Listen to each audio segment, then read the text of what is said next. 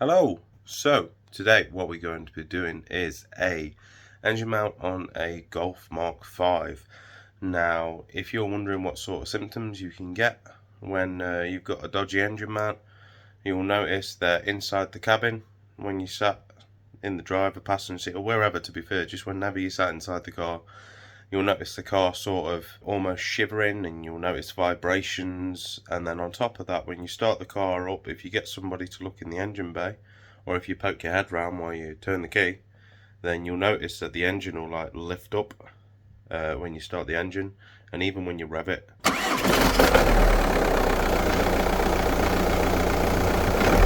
Okay, so to cut a long story short, I wasn't sure how to remove the airbox properly, so I've removed that.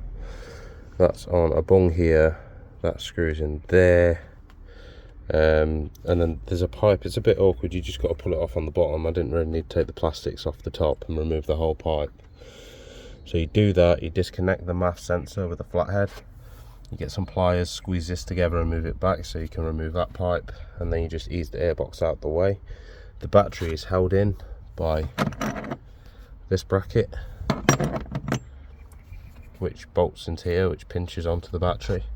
And now what I've just done is taken out 3 bolts that secure this battery box foundation. Rather nice. So this one's just broke. There's a lot of things on this car like that where as soon as I've touched them they just fell apart, but let's just say for argument's sake yours is still in one piece. So we lift this off. Oh, there's a lot of stuff in here. Here we go, and here is our engine mount. I'm quite happy because it would appear that I've got the correct one.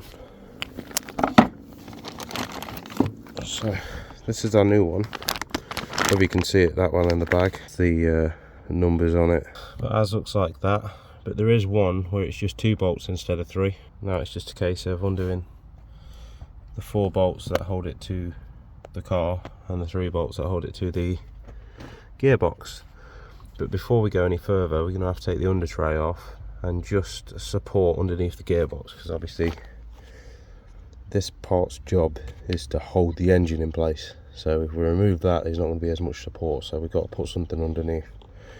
Probably advise a jack with a bit of wood on or something. And actually, before I continue any further, watch what happens when I shake the engine.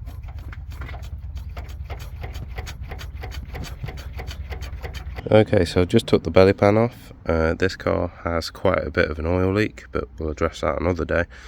It's basically held on by 2 T30s there, and T25s around the side, each side. One's actually still stuck in there. But yeah, fairly simple to get off, and there's just a couple of plastic clips either side. You just got to push these flaps in on either side, and then that'll unlock the under tray and you can pull it back and out.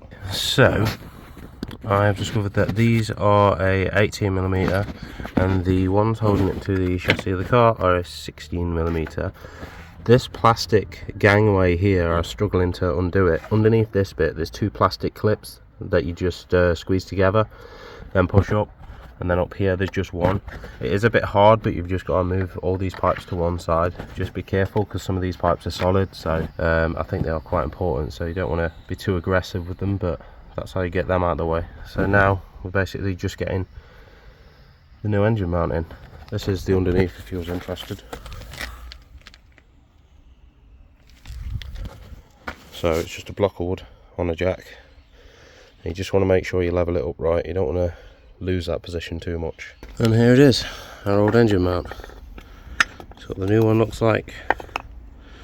You can already feel by the quality of the rubber this. You don't really need to do much to it to tell that it's essentially gone. The fact that I can manipulate it with my hand just goes to show.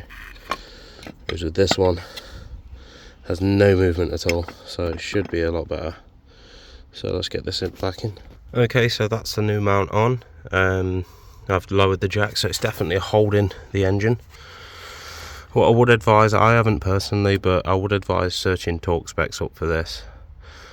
I'm a bit lazy, I don't really bother doing torque specs. Like bolts like these, I just do them, you know, quite tight. I'm probably not supposed to, probably should use a torque wrench, but I don't.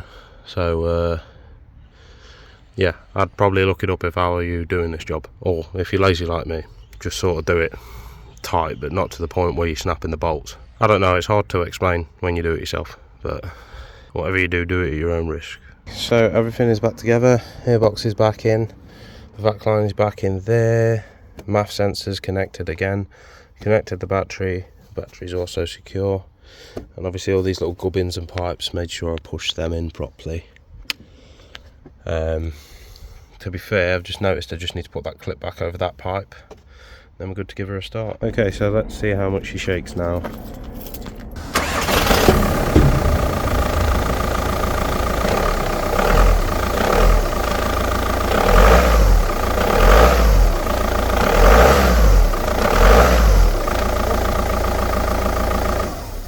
And there we go, one engine mount changed. If you enjoy the video, please don't forget to like and subscribe. Until the next time, see you later.